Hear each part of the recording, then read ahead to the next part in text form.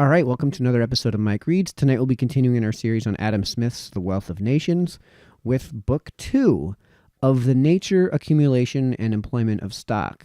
Tonight we should be able to get through both this book's introduction and the first chapter. So without further ado, Introduction. In that rude state of society in which there is no division of labor, in which exchanges are seldom made, and in which every man provides everything for himself, it is not necessary that any stock should be accumulated or stored up beforehand, in order to carry on the business of the society. Every man endeavors to supply by his own industry his own occasional wants as they occur. When he is hungry, he goes to the forest to hunt. When his coat is worn out, he clothes himself with the skin of the first large animal he kills. And when his hut begins to go to ruin, he repairs it, as well as he can, with the trees and the turf that are nearest it.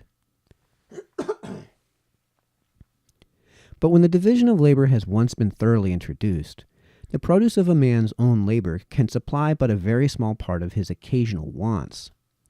The far greater part of them are supplied by the produce of other men's labor, which he purchases with the produce, or what is the same thing, with the price of the produce of his own.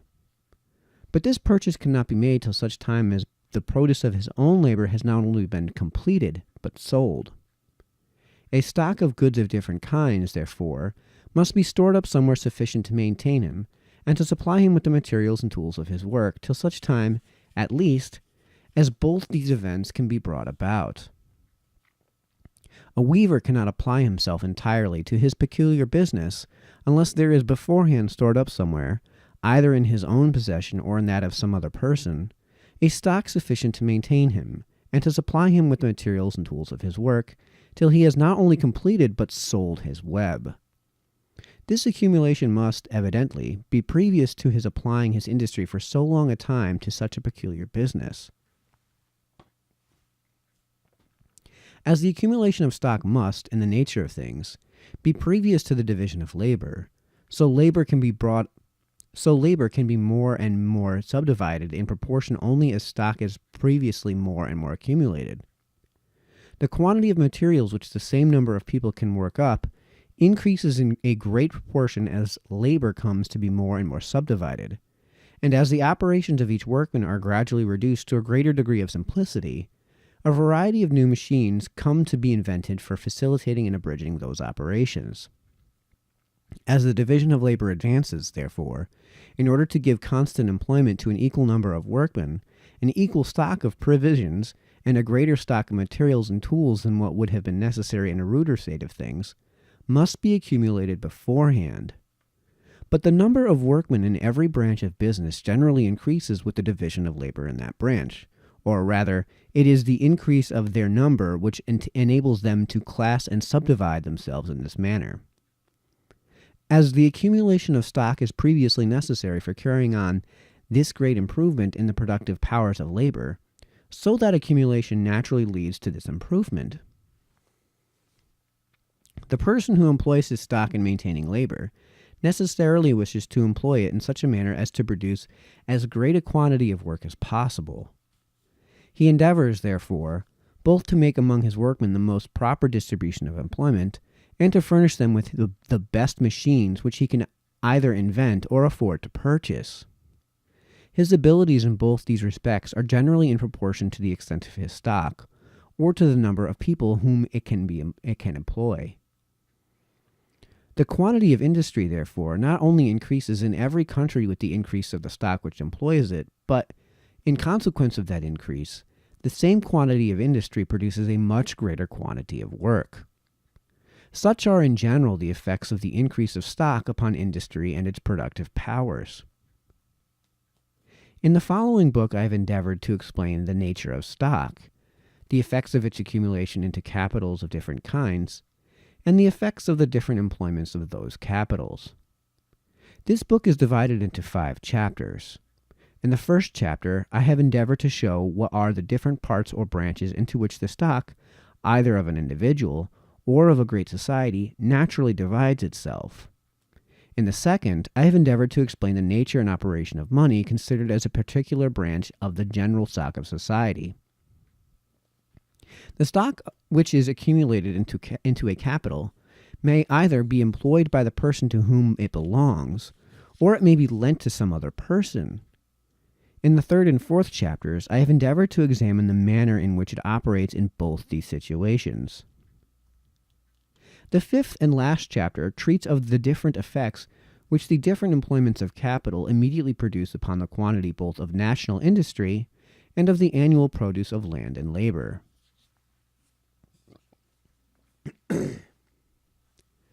Chapter 1 of the Division of Stock.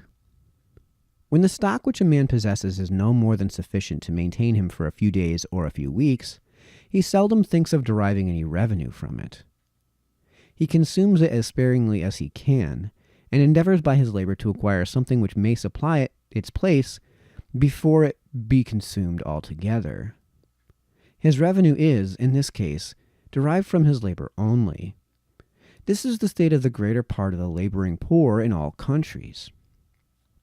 But when he possesses stock sufficient to maintain him for months or years, he naturally endeavors to derive a revenue from the greater part of it, reserving only so much for his immediate consumption as may maintain him till this revenue begins to come in. His whole stock, therefore, is distinguished into two parts. That part which he expects is to afford him this revenue is called his capital. The other is that which supplies his immediate consumption, and which consists either, first, in that portion of his whole stock which was originally reserved for this purpose, or, secondly, in his revenue from whatever source derived as it gradually comes in, or, thirdly, in such things as had been purchased by either of these in former years, and which are not yet entirely consumed, such as a stock of clothes, household furniture, and the like. In one or other, or all of these three articles, consists the stock which men commonly reserve for their own immediate consumption. There are two different ways in which a capital may be employed so as to yield a revenue or profit to its employer. First, it may be employed in raising, manufacturing, or purchasing goods, and selling them again with a profit.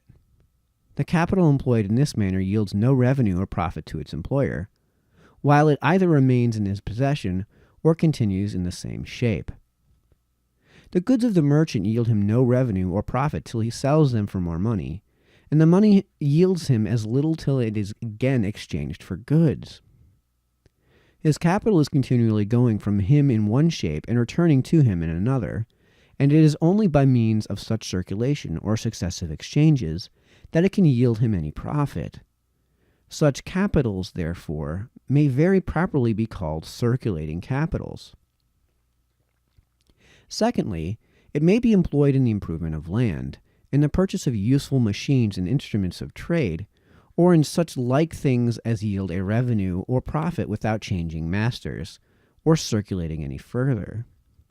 Such capitals, therefore, may very properly be called fixed capitals.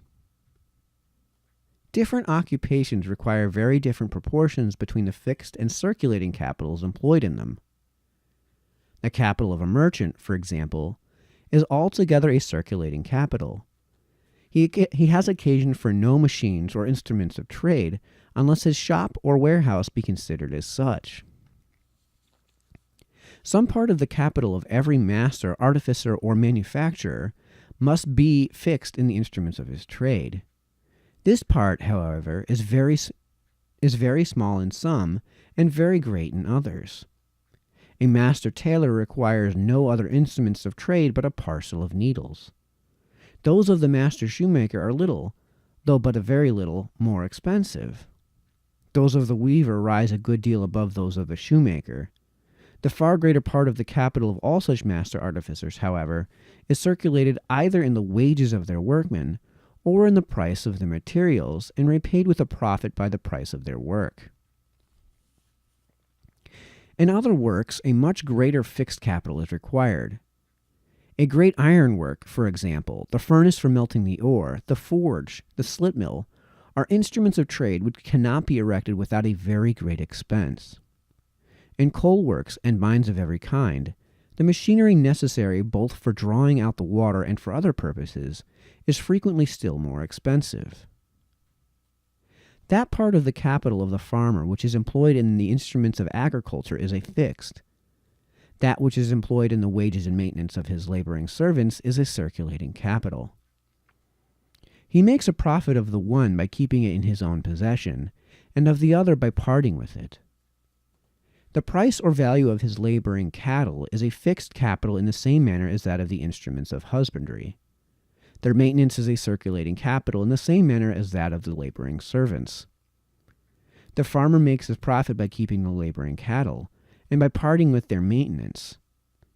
Both the price and the maintenance of the cattle which are bought in and fattened, not for labor, but for sale, are a circulating capital.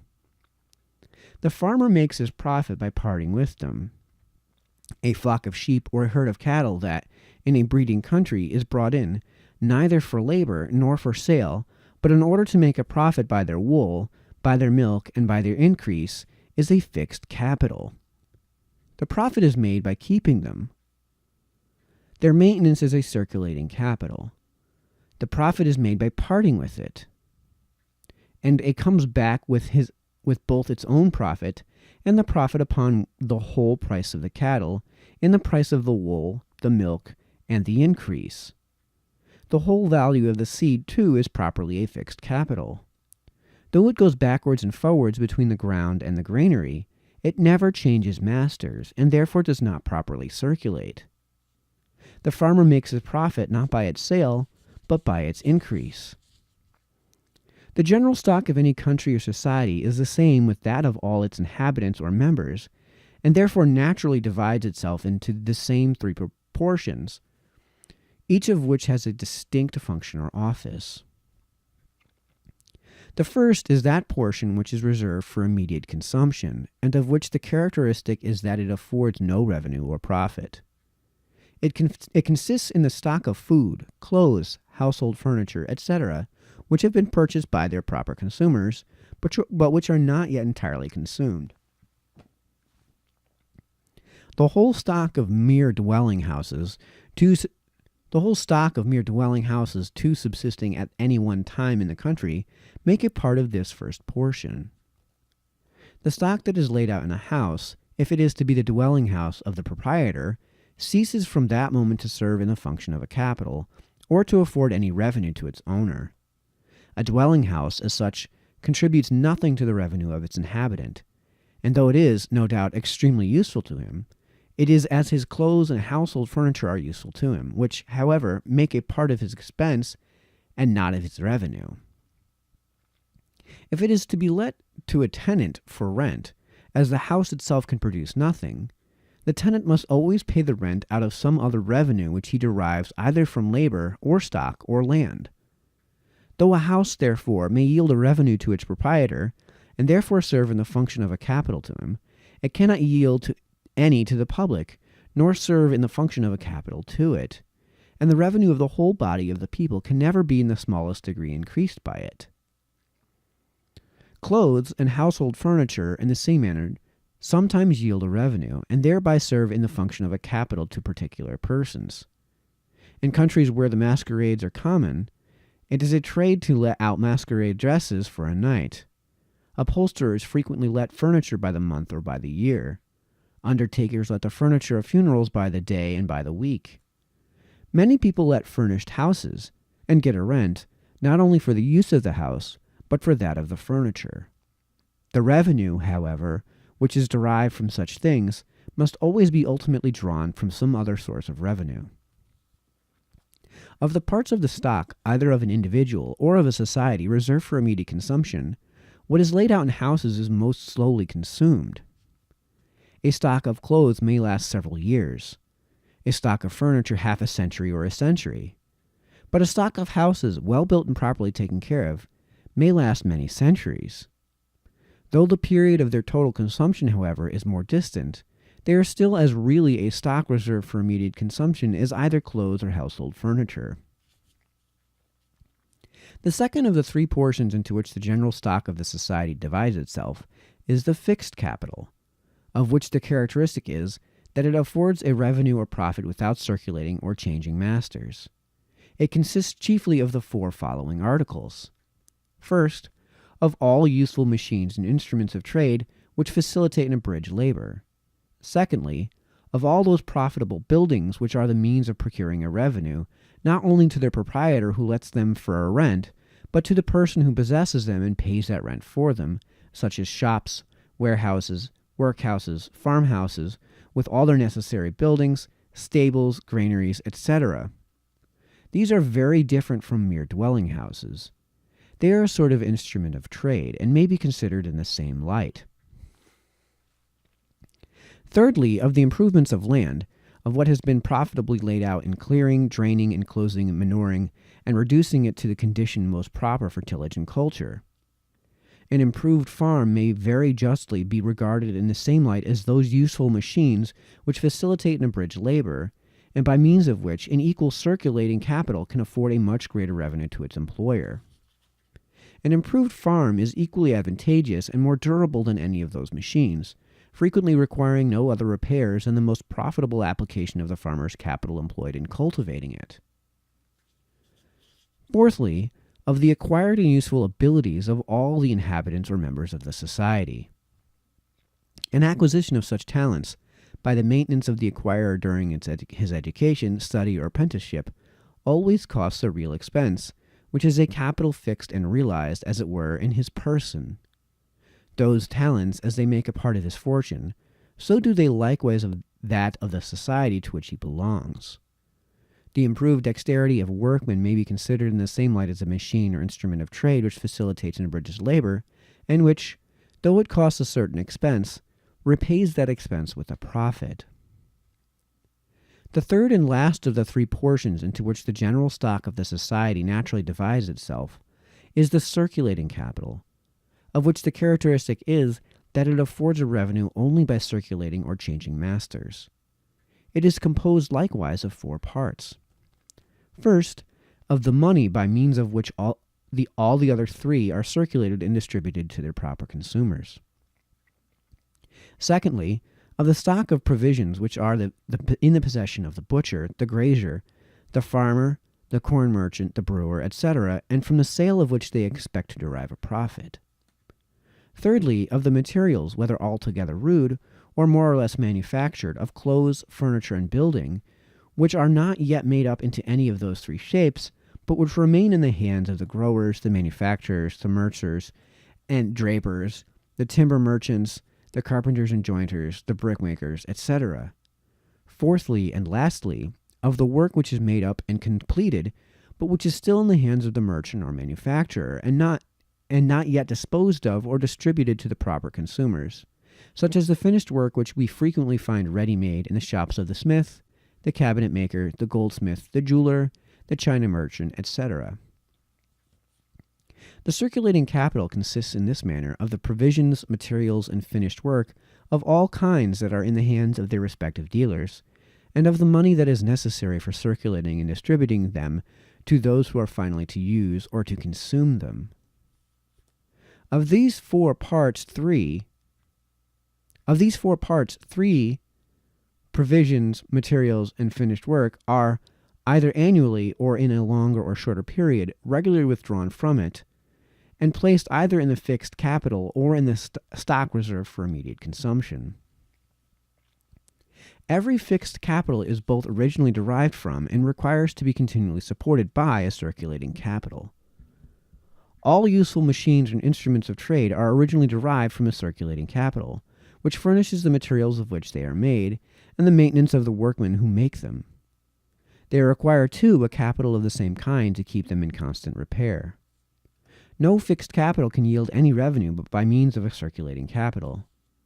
The most useful machines and instruments of trade will produce nothing without the circulating capital which affords the materials they are employed upon, and the maintenance of the workmen who employ them.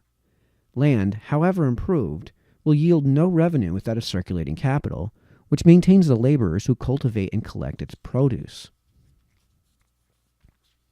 To maintain and augment the stock which may be reserved for immediate consumption is the sole end and purpose of both the fixed and circulating capitals. It is this stock which feeds, clothes, and lodges the people. Their riches or property depends upon the abundant or sparing supplies which those two capitals can afford to the stock reserve for immediate consumption. So a great part of the circulating capital being continually withdrawn from it in order to be placed in the other two branches of the general stock of the society, it must in its turn require continual supplies, without which it would soon cease to exist. These supplies are principally drawn from three sources: the produce of land, of mines, and fisheries. These afford continual supplies of provisions and materials, of which part is afterwards wrought up into finished work, and by which are replaced the provisions, materials, and finished work continually withdrawn from the circulating capital. From mines, too, is drawn what is necessary for maintaining and augmenting that part of it which consists in money.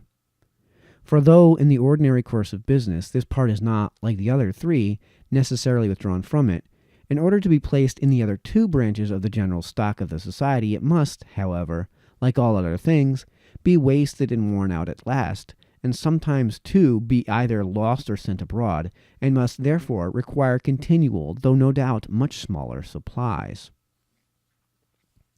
Land, mines, and fisheries require all both a fixed and a circulating capital to cultivate them, and their produce replaces with a profit not only those capitals, but all the others in the society. Thus the farmer annually replaces to the manufacturer the provisions which he had consumed and the materials which he had wrought up the year before, and the manufacturer replaces to the farmer the finished work which he had wasted and worn out in the same time. This is the real exchange that is annually made between those two orders of people, though it seldom happens that the rude produce of the one and the manufactured produce of the other are directly bartered for one another, because it seldom happens that the farmer sells his corn and his cattle, his flax and his wool, to the very same person of whom he chooses to purchase the clothes, furniture, and instruments of trade which he wants. He sells, therefore, his rude produce for money, with which he can purchase, wherever it is to be had, the manufactured produce he has occasion for. Land even replaces, in part at least, the capitals with which fisheries and mines are cultivated. It is the produce of land which draws the fish from the waters, and it is the produce of the surface of the earth which extracts the minerals from its bowels. The produce of land, mines, and fisheries, when their natural fertility is equal, is in proportion to the extent and proper application of the capitals employed about them. When the capitals are equal and equally well applied, it is in proportion to their natural fertility. In all countries where there is tolerable security, every man of common understanding will endeavor to employ whatever stock he can command in procuring either present enjoyment or future profit. If it is employed in procuring present enjoyment, it is a stock reserved for immediate consumption. If it is employed in procuring future profit, it must produce this profit either by staying with him or by going from him. In the one case it is a fixed, and the other case it is a circulating capital. A man must be perfectly crazy who, where there is tolerable security, does not employ all the stock which he commands, whether it be his own or borrowed of other people, in some one or other of those three ways. In those unfortunate countries, indeed, where men are continually afraid of the violence of their superiors, they frequently bury and conceal a great part of their stock, in order to have it always at hand to carry with them to some place of safety, in case of their being threatened with any of those disasters to which they consider themselves as at all times exposed. This is said to be a common practice in Turkey, in Indostan, and I believe in most other governments of Asia. It seems to have been a common practice among our ancestors during the violence of the feudal government. Treasure trove was in those times considered as no contemptible part of the revenue of the greatest sovereigns in Europe. It consisted in such treasure as was found concealed in the earth, and to which no particular person could prove any right. This was regarded in those times as so important an object that it was always considered as belonging to the sovereign, and neither to the finder nor to the proprietor of the land, unless the right to it had been conveyed to the latter by an express clause in his charter. It was put upon the same footing with gold and silver mines, which, without a special clause in the charter, were never supposed to be comprehended in the general grant of the lands, though the mines of lead, copper, tin, and coal were, as things of smaller consequence. All right, that concludes the introduction and Chapter 1. Our next read in Adam Smith's The Wealth of Nations will be Chapter 2 with the title Of Money Considered as a Particular Branch of the General Stock of the Society, or of the Expense of Maintaining the National Capital. So until then, this has been Mike, signing off.